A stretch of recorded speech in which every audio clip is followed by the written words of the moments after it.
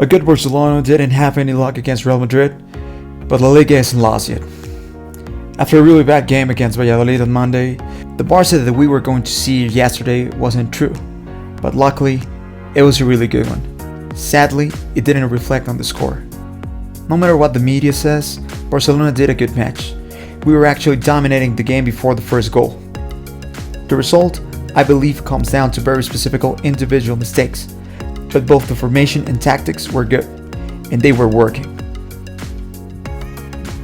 The times Madrid got close to scoring were due to the team not knowing how to fall back on defense, and when the opposite team has a player like Vinicius, who can cause a lot of damage with his speed on counterattacks, it's clear what can happen.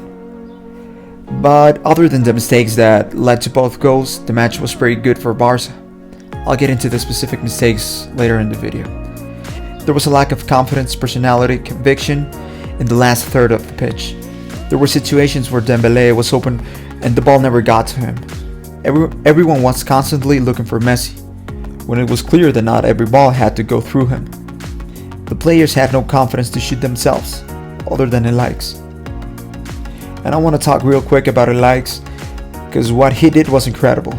You could hardly tell that it was his first Clasico.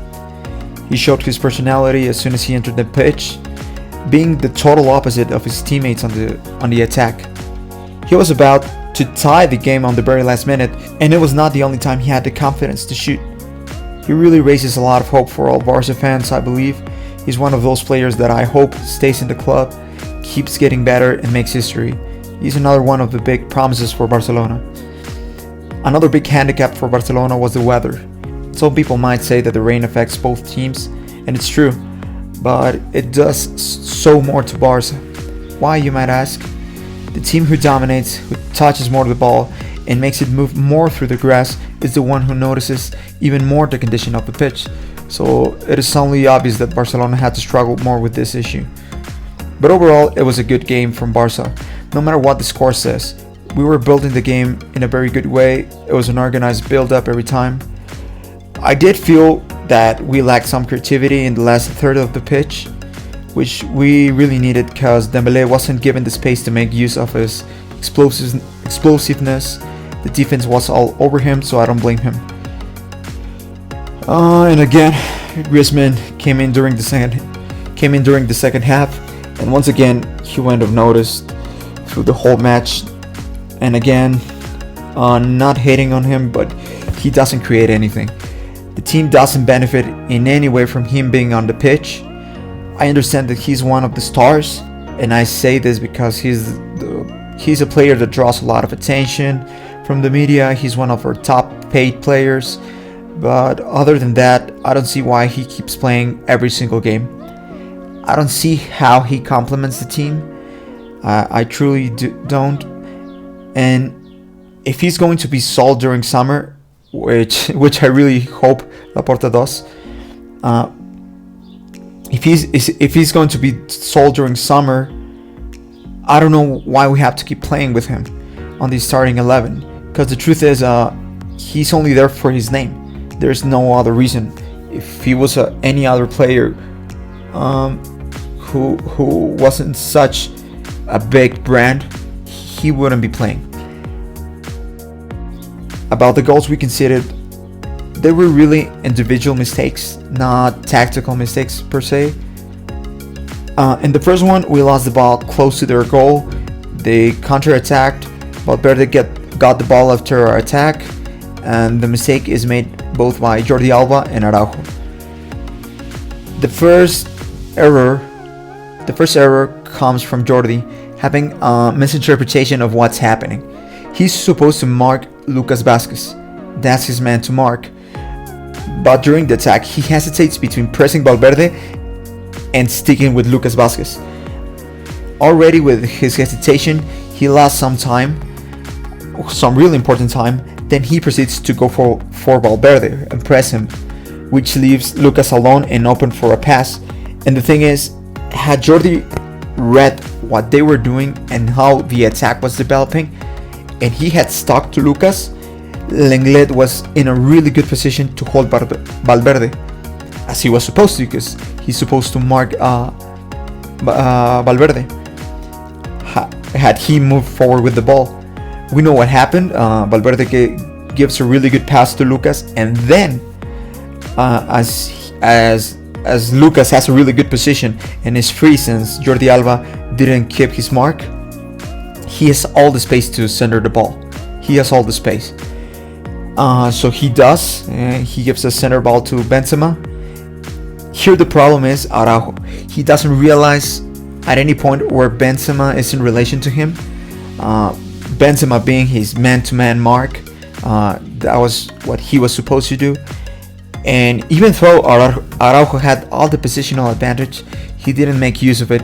He could have covered Benzema. He could have either stuck with Benzema or go for the first post. That's also his job, and he did neither of that.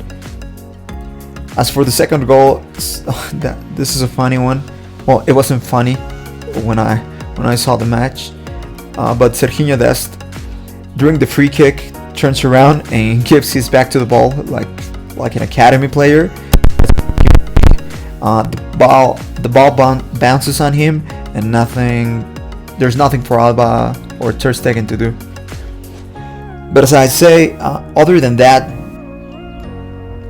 this very specific mistakes, we were in control of the game.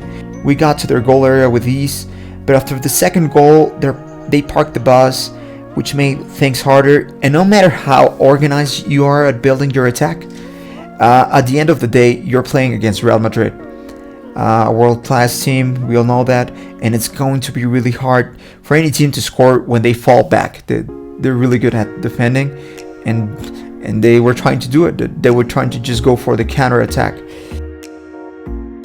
My final thoughts: it was a bad result, a pretty decent game for Barca. I'm not gonna say it was our best game, but it was pretty decent. No matter what the media says, because they continue to say that Madrid dominated throughout the whole match, and it was all Zidane's strategy from the very first minute. That's not true. That's not true. I don't want to get into the mistakes the referee made. We know how it is. We know how it is when we play against Madrid. People were really upset from Barcelona's last game against Valladolid. They were saying that the game was stolen, that it was unfair.